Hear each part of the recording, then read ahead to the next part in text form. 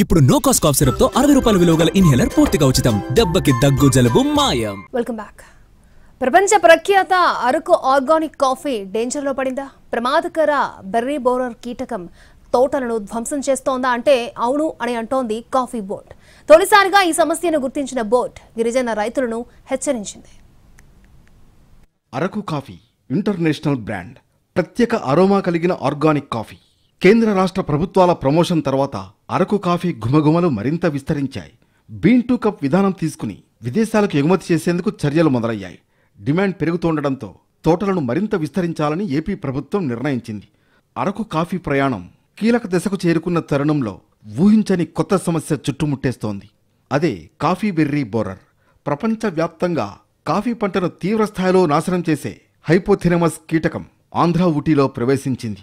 కాయదశలో ఉన్న తోటలపై దాడి చేసి పంటలను దెబ్బతీయడం మొదలెట్టింది.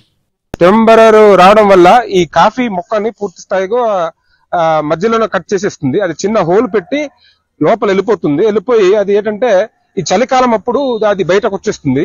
సో అది దాన్ని రైతు అబ్జర్వ్ చేయకపోతే ఆ చెట్టునే పూర్తిగా తీసేయవలసిన పరిస్థితి ఉంది. అది కాస్త ఇప్పుడు ఏం జరుగుతుంది అంటే ఈ ఏదైతే సీడ్ ఉందో, ఈ కాఫీ సీడ్ ఉందో ఆ సీడ్ లోపల కూడా వెళ్ళిపోయే ప్రమాదం ఉంది.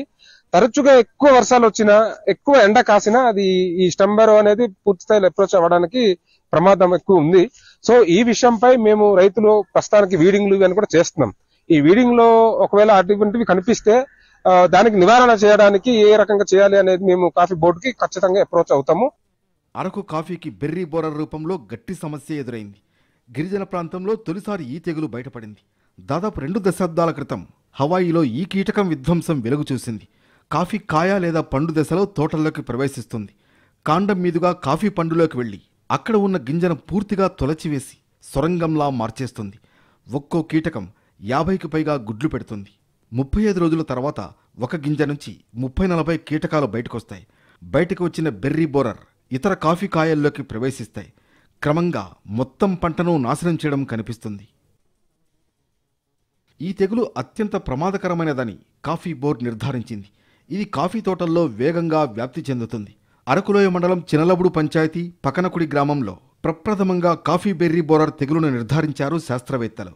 మాలిసింగరం, మాలివలస, తుర్రాయిగూడు, మంజగూడలోనూ కొన్ని మొక్కల్లో కీటకాల దాడి కనిపించింది. అల్లూరు సీతారామరాజు జిల్లా కాఫీ పంటకు ప్రసిద్ధి. అనంతగిరి, అరకు, పాడేరు, చింతపల్లి, జీకే వీధి మండలాల్లో ఈ ఆర్గానిక్ కాఫీ సాగులో ఉంది. 2.58 లక్షల ఎకరాల విస్తీర్ణంలో తోటలు విస్తరించి ఉండగా వీటిపై ఆధారపడి 2,45,000 మంది జీవిస్తున్నారు. ఇక ఏపీఎఫ్డీసీ 10,025 ఎకరాల్లో కాఫీ సాగు చేస్తోంది.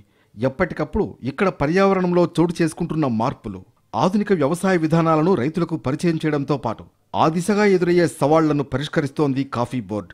కాఫీ లాభదాయకమైన పంటగా మారడం, అరకు కాఫీకి వస్తున్న క్రేజ్ ఆధారంగా మరో 1,00,000 ఎకరాల్లో కాఫీ సాగుకు అవసరమైన ప్రణాళికలు సిద్ధం చేస్తోంది రాష్ట్ర ప్రభుత్వం.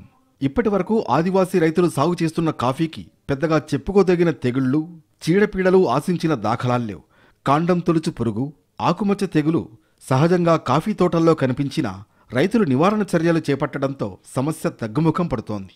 అటువంటిది ఆంధ్రప్రదేశ్ చరిత్రలోనే తొలిసారిగా కాఫీ పంటను తీవ్రస్థాయిలో నాశనం చేసే కాఫీ బెర్రీ బోరర్ తెగులు బయటపడడంతో కేంద్ర కాఫీ బోర్డు అధికారులు, శాస్త్రవేత్తలు ఆందోళన చెందుతున్నారు. ఇప్పుడు తక్కువ గ్రామాల్లో పండించిన కాఫీ అక్కడే ఈ బెర్రీ బోరర్ జబ్బు ఉంది, మిగతా ప్రాంతాలు రాకుండా దాన్ని క్వారంటైన్ చేయాలి. ఇది విత్తనం ద్వారా గానీ లేదా ఎక్కడైతే తెగులు ఉందో ఆ తెగులు నుంచి కాఫీ పళ్ళు అయితేనేమి లేదా పార్చ్మెంట్ అనేది ట్రాన్స్పోర్ట్ చేస్తే దాని ద్వారానే వేరే ప్రాంతానికి స్ప్రెడ్ అవుతుంది. కాబట్టి ప్రతి ఒక్కరూ ఆ అరకు ప్రాంతంలో ఉన్న ఆ పంచాయతీ పరిధిలో ఉన్న కాఫీ తోటలో ఉన్న పండిన పంటని వేరే పంట తీసుకురాకుండా అక్కడే ప్రాసెస్ చేసి అక్కడే నివారణ చర్యలు చేపట్టాలి. అరకు కాఫీకి ముప్పు వెనుక కారణాలేంటి? మొదటిసారి కాఫీ బెర్రీ బోరర్ ఈ ప్రాంతానికి ఎలా వచ్చింది? ఈ ప్రశ్నలకు సమాధానం వెతికే పనిలో నిమగ్నమయ్యారు శాస్త్రవేత్తలు. ప్రమాదకర కీటకం ఆధారాలను విస్తృతిని గుర్తించేందుకు సర్వే మొదలైంది. కాఫీ బెర్రీ బోరర్ మన దగ్గర ప్రవేశించడం ఇదే తొలిసారి.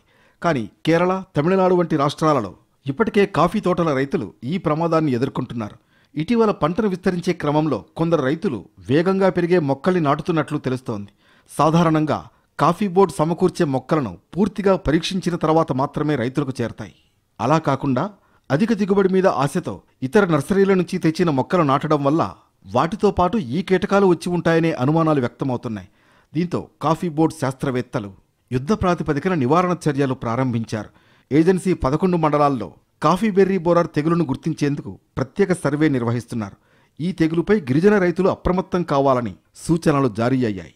ఏదో ఎక్కువ పండుతుంది కదా అని వేరే ప్రాంతాల్లో తెచ్చి అక్కడ నుంచి విత్తనం తీసుకొచ్చి ఇక్కడ వేసినట్లయితే ఇప్పుడు విత్తనం ద్వారా కూడా ఈ పురుగు అనేది ఈ ప్రాంతానికి వచ్చే అవకాశాలు ఎక్కువ. అందుకు వేరే ప్రాంతంలో పండిన కాఫీని అక్కడ పార్చిమెంట్ అవ్వచ్చు, చెర్రీ అవ్వచ్చు, ఫ్రూట్ అవ్వచ్చు, అక్కడ నుంచి ఈ ప్రాంతానికి తీసుకొస్తే మాత్రం ఈ ప్రమాద హెచ్చరికలు ఎక్కువ ఉంటే ఈ బెర్రీ బోరర్ జబ్బు రావడానికి చాలా అవకాశాలు ఎక్కువ. కాఫీ బెర్రీ బోరర్ను ప్రాథమిక దశలో అరికట్టకపోతే నష్టం తీవ్రత చాలా ఎక్కువ. అందుకే కాఫీ బోర్డు క్వారంటైన్ మొదలెట్టింది. సమస్య ఉత్పన్నమైన ప్రాంతాన్ని పూర్తి స్థాయిలో నిషేధిత ప్రాంతంగా గుర్తించింది. కాఫీ తోటలను క్వారంటైన్ చేసేందుకు కేంద్ర కాఫీ బోర్డు ఏర్పాట్లు చేస్తోంది. ఈ ప్రాంతంలో పండిన కాఫీ గింజలను ఇతర ప్రాంతాలకు ఎగుమతి దిగుమతులను పూర్తిగా నిషేధించారు. 5 గ్రామాల్లో పండిన కాఫీ గింజలను సేకరించి స్థానికంగా పార్చ్మెంట్ తయారు చేయాలని నిర్ణయించారు. ఈ గింజల్ని ఇతర ప్రాంతాలకు తరలించడం వలన తెగులు ఇతర ప్రాంతాలకు వ్యాప్తి చెందకుండా చర్యలు మొదలయ్యాయి.